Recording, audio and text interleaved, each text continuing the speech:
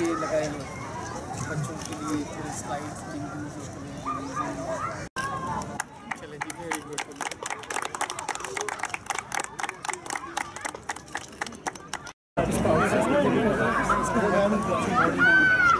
बड़े बड़े बच्चे हैं।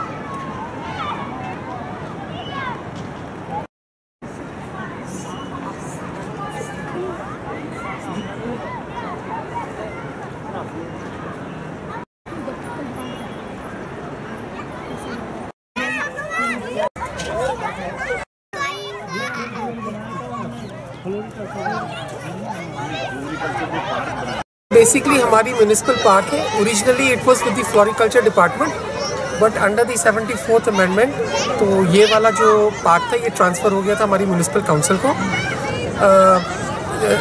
अंडर अ स्कीम फंड्स में released for setting up of an open air gymnasium, जहाँ पर आपने देखा होगा हमारी कुछ स्लाइड्स लगी हुई हैं, बच्चों की जो है इक्विपमेंट भी है, बड़ों के लिए जिम्नेजियम का सामान भी है।